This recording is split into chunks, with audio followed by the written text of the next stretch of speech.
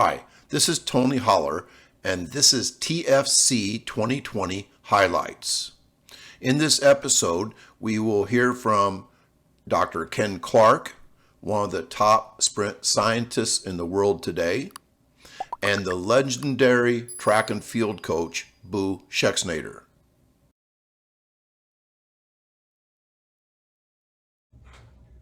So next, let's look at leg angular motion, and this is going to include both angular velocity and angular acceleration. So here I'm really excited to introduce some relatively new research from the Westchester University Human Performance Lab. We had 40 subjects, 20 males and 20 females, that included competitive track and field athletes, varsity team sport athletes, and also recreationally trained runners. We captured both spatial temporal and angular kinematics, in other words, the motions of the body. We also captured running velocity with a radar system as they did 40-meter running trials. And we captured the kinematics, the motion of the body, from the 31 to 39 meter mark. So basically when they're in their upright top speed mechanics. And here we're going to look at two representative athletes. So on the right, we have a competitive sprinter at top speed of about 10.0 meters per second. And on the left, we have a club lacrosse player at a top speed of about 8.0 meters per second. And of course, they have some different mechanics here, which are observable, but we're going to especially look at a few different aspects of leg angular motion here. So these will be our two representative athletes that we talk about for the rest of this portion of the presentation. Before we kind of get into specifics there, let's review contact angular velocity, or the leg angular velocity during the ground contact phase. Now, in the big picture, this is the contact excursion angle that we described earlier in the presentation, divided by the contact time. And the contact excursion angle is in units of degrees, and the contact time is in units of seconds. Therefore, leg angular velocity during contact, or contact angular velocity, is in degrees per second. If we rearrange this equation, we can see that for ground contact time to decrease, to get shorter, which we know it has to for increased speeds, as we described earlier, we need an increase in contact angular velocity. The contact excursion angle basically stays the same across runners or within runners. That number in the top of that equation in the numerator there is roughly 50 to 60 degrees. It doesn't really change much. Therefore, for the contact time to decrease, the contact angular velocity needs to increase. What does that mean exactly? Well, let's take a look. So if we look at the faster runner, who is the competitive sprinter, on the right, and we look at the slower runner on the left, we can see that the faster runner was going at 10.0 meters per second. The slower runner on the left was at 8.0 meters per second. The contact excursion angle is basically the same for both of these runners at approximately 60 degrees. The contact time, however, was different. In the faster runner on the right, as you might expect, the contact time was briefer at 0.100 seconds. And the slower runner on the left, the contact time was longer at 0.120. So on the right, it was a tenth of a second, and on the left, it was 0.12 seconds. And for those of you that aren't familiar with contact times, that may not seem like a big difference, but believe me, in a top speed sprint, the difference between 0.10 and 0.12, that's a huge difference. I mean, that's literally the difference between 8 and 10 meters per second. Now, if we do the math and calculate contact angular velocity, so in this case, 60 degrees divided by the contact time, we can see that the contact angular velocity for the runner on the right is 600 degrees per second, whereas the contact angular velocity for the slower runner on the left is only 500 degrees per second. So that's a big difference, the difference between 500 degrees per second and 600 degrees per second. And again, this illustrates the point that to get decreased contact times, which is representative of faster runners, you need an increased contact angular velocity, an increased leg angular velocity during ground contact. So that's really, really important. And that's something we're going to need to keep in mind over the next couple of slides. So If we look at this leg angular velocity during contact, and again, we remember that the faster runner, the trained sprinter, had a contact angular velocity of 600 degrees per second, whereas the slower athlete, the team sport athlete, had a contact angular velocity of only 500 degrees per second. We can see this as it's represented on a graph here in the panel towards the left. So we have leg angle in degrees and contact time in seconds. And this is just a schematic graph. Real data of leg angle versus time wouldn't be so smooth or so linear, but this illustrates the point nicely. So both of these runners go through basically that same leg angle during ground contact of 60 degrees, roughly touching down at 30 degrees and taking off at negative 30 degrees. At least that's a simplification that we'll use for right now. So if we look at the faster runner first, that runner touches down and gets to toe off in 1/10 of a second. The slower runner touches down and gets to toe off in 0.12 seconds, as we already established on the prior slide. What does that mean? Well, it means that the faster runner has a steeper slope. In other words, that green line has a steeper slope than the red line on a leg angle versus time graph during contact. So faster leg angular velocity during ground contact is represented by a steeper slope. That's really important. Let's keep that in mind as we move to the next slide. Now, before we come back to that concept, we need to discuss thigh angular motion during the stride cycle. So numerous publications over the last, not just 20 years, but really all the way back to the 1920s, over the last 100 years, have shown that the thighs oscillate during the stride cycle in kind of a harmonic motion. It's nearly sinusoidal. So we can look at a representative graph here, and of course this is just a schematic diagram, but it portrays things rather nicely. So we can see the runner's leg motions in the stick figure diagram up top. On the graph here we have a thigh angle on the y-axis in units of degrees. We have time on the x-axis in units of seconds. And we have the amplitude, that's basically the range of motion that the thigh goes through from peak flexion to peak extension. And the frequency is essentially how fast the thigh is working through that range of motion. That's not quite true, but that's essentially it. Okay, so we can look at description or a conceptual representation of thigh angular motion during a stride cycle.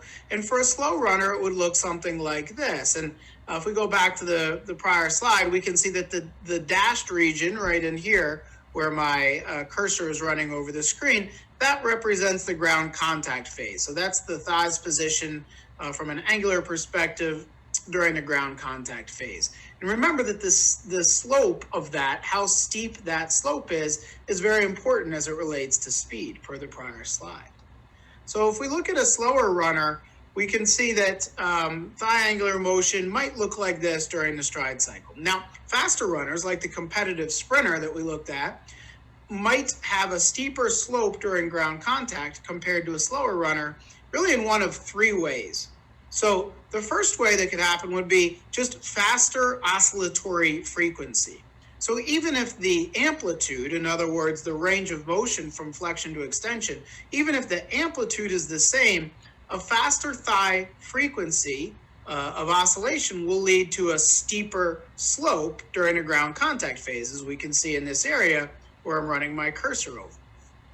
Alternatively, even if keeping the frequency the same, just by having the thighs oscillate through a greater range of motion, as seen here, will cause the slope during ground contact, the slope of the line during the dashed period there, to be greater. So faster runners could have a faster frequency, they could have a greater thigh amplitude, but what they really do is a combination of both. So faster sprinters, like the competitive sprinter we watched a few slides ago, will move the thighs through a greater amplitude and at a faster frequency. And the combination of both of those, if we look at the dashed region during ground contact, leads to a much steeper slope during ground contact, indicating faster angular velocity during ground contact, which will then lead to a shorter ground contact time. So this all kind of daisy chains together. If we look at this graph here, and again, this is just a schematic graph, but if we zoom in on the area in the gray box there, in the gray brackets, we can see that this comparison of slopes of the faster runner in green and a slower runner in red, this is essentially the same thing that we looked at from the prior slide. And again, these are all just kind of hypothetical representations, but it gets the point across nicely. So faster runners, or people with greater top speed, generally speaking, move their thighs through a larger amplitude and at a faster frequency. The result is a greater angular velocity during ground contact, something like this. I think what's also interesting is the girls. I think the girls had some tremendous splits. And then if you go back and you look at some girls that are just okay, even at the high school level, there's no split at all. I mean, yeah, we found no difference in the elites that we're starting to look at. No difference, male, female. Like literally that 105 degrees is about the same, male versus female, you know, plus or minus a little bit. But one interesting point, sorry, Chris Corvus, to cut you off there. But so like normal team sport athlete, it's probably going to be like 90, 95 degrees. And so you might think, well, that's not a big difference, 95 degrees versus 105 degrees. But from a practical standpoint, as far as how that relates to their top speed, that's a big difference. That's like a ground contact time of 0.08 versus 0.12. You may say, well, that's not a big difference, but the reality is, as it relates to top speed, that's a big difference. So if you see a high school kid who's a team sport athlete and you're breaking down his film from the side and you draw in the angles and it's roughly a right angle between his two thighs, well, the reality is that's probably not a big enough range of motion, at least based on kind of some of the normative data that we're starting to establish on faster athletes. Again, chicken and egg, cause and effect may be a little bit hard to tease out, but as far as what you're looking for, so to speak, for what the faster athletes are doing, it definitely seems to be 100 degrees or more. And then with endurance athletes, like cross-country kids that never sprint, that are like mileage-based runners, they can't even get to that position. They can't even get to 90. Yeah, exactly. And I think with some of the training applications, and I know we're going to get into this a little bit later, you know, it's important not to try to force athletes into ranges of motion that their body can't do. If they have physical limitations, that sort of thing. So it's important to, you know, I guess evaluate the hardware first, if you will, to make sure that they don't have mobility restrictions that are preventing them from hitting those angles, that sort of thing, before working on the software. One thing to, I guess, just keep in mind on kind of a more applied front. But you know, I think from a beginner standpoint, or even an intermediate standpoint, doing split squat drops where you jump off the side of the box and you work on getting that range of motion, I think that's why that's so important for those athletes. Because in a falling situation, your body's going to do what it feels the safest. And so you'll take an athlete like a distance runner and drop them off, and you say, well, geez, Jimmy, your legs are this far apart, you know, and that's where they felt safe. So if you put them in this reflexive moment where they got to protect themselves, that's when you can start to work it out so their body feels safe, because now they fall, they land in a wider split, the body's saying, hey, it's okay to be here. We can be here now. What would that look like, Chris? So you're going to stand on the side of a box, and then you swing your outside leg, and then you jump down, outside leg comes forward, and you land into a lunge. The best athletes I've seen have had a great long split without banging their knee off the ground.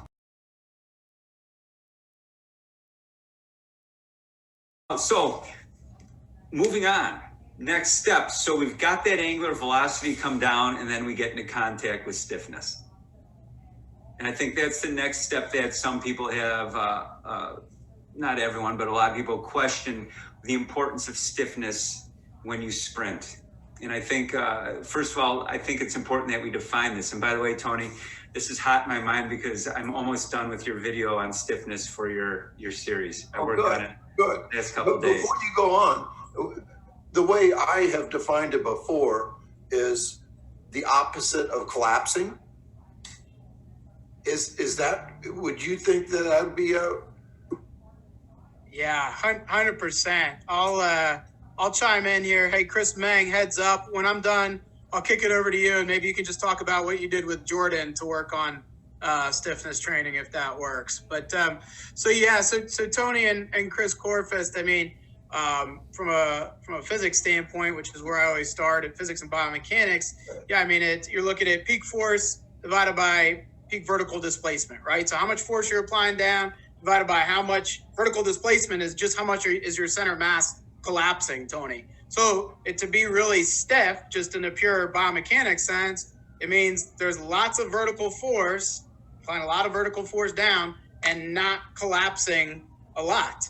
Think of like a really stiff spring. You can push really hard on it and it's not gonna compress at all. If you have a non-stiff spring, a really compliant spring, just with a little bit of force, that slinky mushes together, right? So from a stiffness standpoint, I mean, I can talk about the research first, but then I'll just talk as a coach. I mean, the research is conclusive. Faster runners are stiffer from a vertical stiffness. There's some other ways you can define it called leg spring stiffness. I'm not going to get into that. From its simplest form, vertical stiffness is associated with running speed. Faster runners have greater vertical stiffness. They're applying greater peak forces and they're having less compliance or compression. Now let's take a look at phase 3, in-season training management. Here in phase 3, we want to accomplish power training at its highest levels. Again, we want to maintain neural stimulation between those high intensity sessions.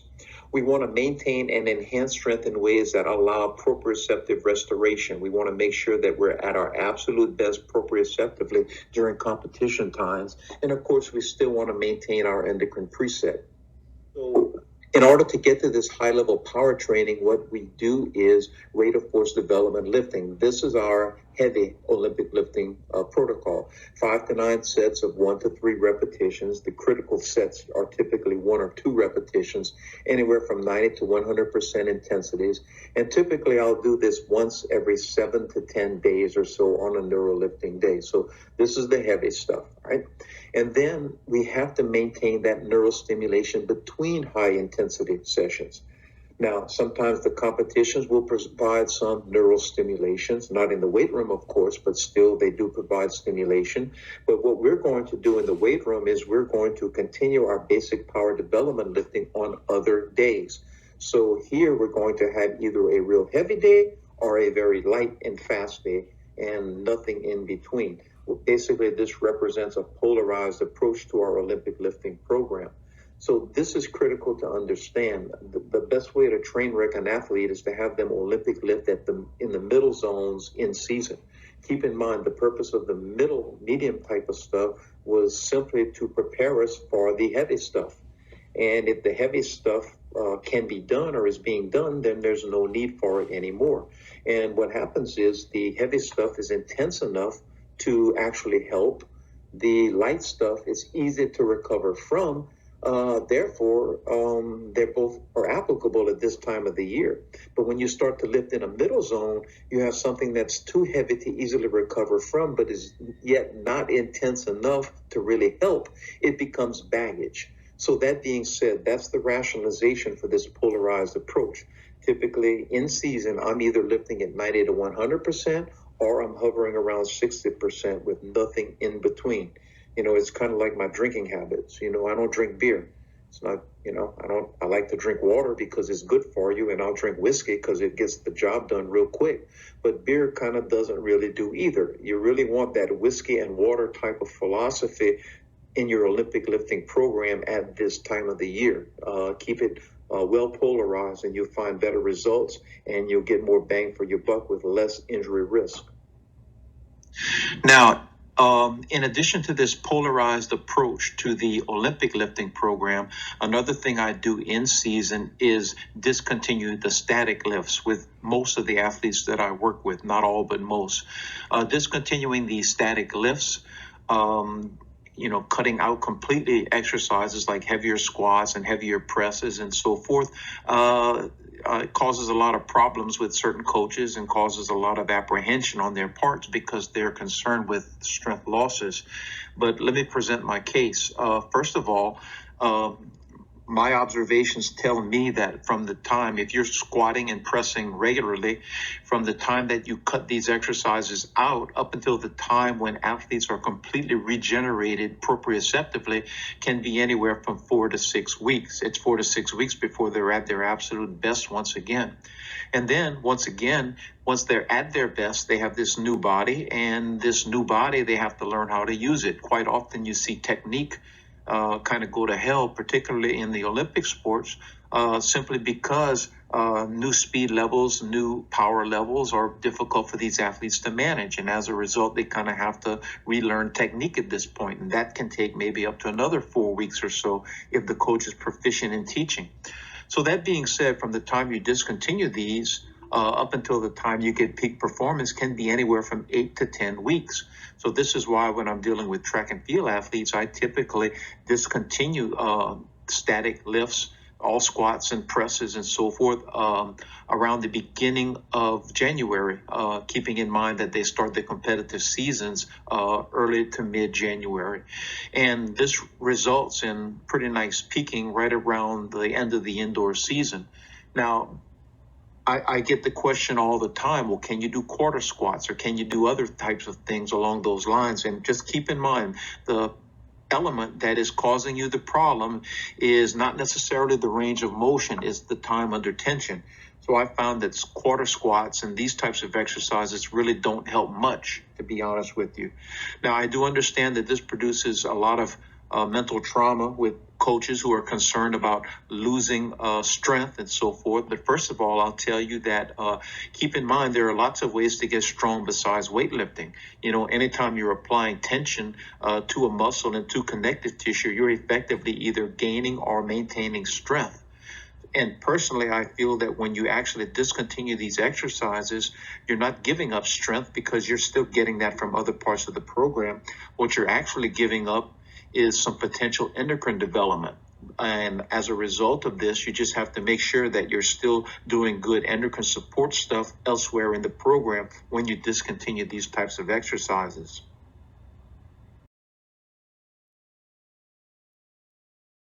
Alabama hasn't proved that this year. Then shame on us, because nobody's really paid much attention to the big change at Alabama. I was fortunate to be at LSU with Coach Saban, not claiming to know him well. We've had a couple of conversations, but he felt like he had a bit of a problem. I think his problem is probably centered a little more about non-contact season-ending injuries than it was actual speed, and they kind of brought, and not to throw anybody under the bus, but obviously the philosophical change they've made in their program has made a big difference. And I always kind of wondered the same thing myself, to be frank with you. But to be honest with you, Tony, every profession is inbred to some extent. Track coaches talk to track coaches, football coaches talk to football coaches, strength coaches tend to talk to the people who have similar positions. And that's why I always tried to look outside of my own realm when I had particular problems. Like when I was coaching javelin, if I couldn't figure out, I'd look at a quarterback. If I was coaching long jump and couldn't figure it out, I'd look at Jordan going up for a dunk. So those are things that I always try to look at, and not to look at myself as living on an island, but living in a world where athletic movement transverses lots of different sports and lots of different activities and such. So to answer your question, that's unfortunate that people are still tweeting and bragging about that type of stuff. And again, like I said, there's always going to be a flattered society. But ultimately, all we can do is clean up our particular corners of the world. And thank God we have people like you who are out here trying to, salvage and save people, and let people know that there is another view.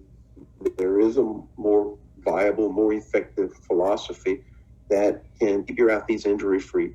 I make this statement sometimes in talks, and it's a controversial one, but I am totally convinced that 75% of NCAA athletes in that sport do not achieve their genetic potential speed-wise. And of those that do, the few, it typically takes them 2 to 3 years longer than it probably should, just because of poor training design. And again, that's not painting a wide brush, you know.